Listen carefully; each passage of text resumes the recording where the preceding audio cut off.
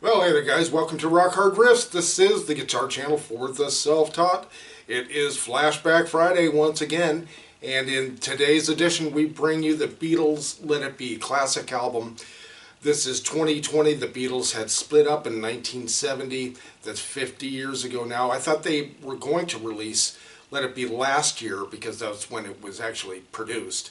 But instead they released it in 70, and so of course they're going to release it this year, which makes sense, and I'm certainly glad that they are. That's the movie I'm speaking of, Let It Be.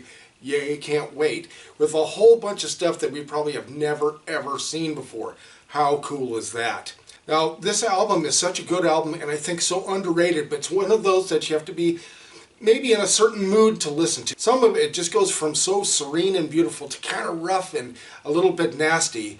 Kind of like the White Album a little bit, but produced differently, as you can tell. Some of it is by Phil Spector, and some of it is George Martin, which is kind of a first as far as the Beatles went. So let's take a look at the album.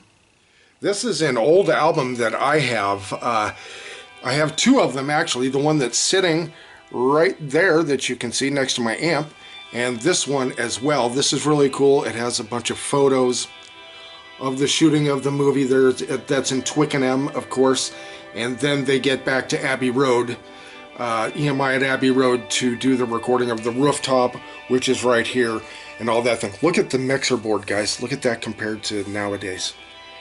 Pretty crazy, huh? And this was 1969. So again, cool album. There's the back. This is a Red Apple. Now I'm going to show you something really cool that I have here.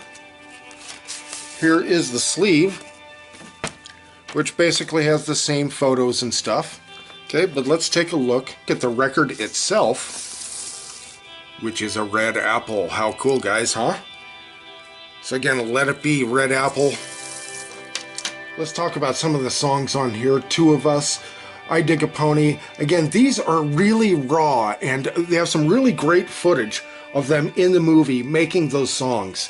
Across the Universe, again, another major John Lennon classic. I Mean Mine, George doing some really cool stuff. And you see John and Yoko dancing to that. And there's his Epiphone Casino that you see right there, by the way. And of course the song Dig It, which they should have left much longer. That's one thing I wish they had done. And that's with Billy Preston, and they're just jamming. And of course Paul's Let It Be, which is done right there, did fantastic. That's either Long and Winding Road or Let It Be right there. I've Got a Feeling, again, another classic one with John and Paul. One After Nine, which is a song that was written way back in the 50s, I do believe, or early 60s, but I think in the 50s by John. And then they finally decided to put it on a record. The Long and Winding Road, again, another Paul masterpiece. For You Blue, some more great George stuff, and Get Back. So what a classic album, the Beatles' Let It Be.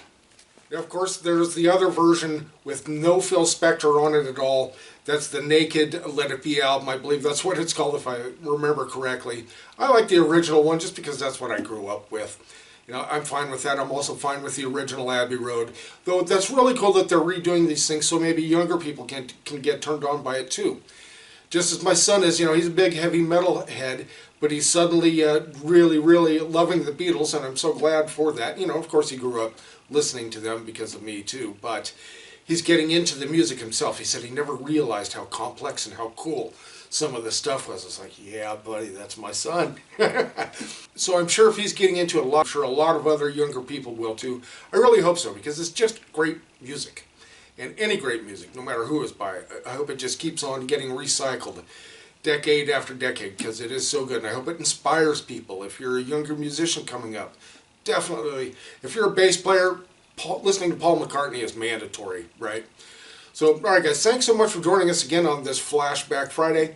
Please leave a comment. We really appreciate that. We love your input. All right, guys, again, thanks for joining us, and we'll see you next video.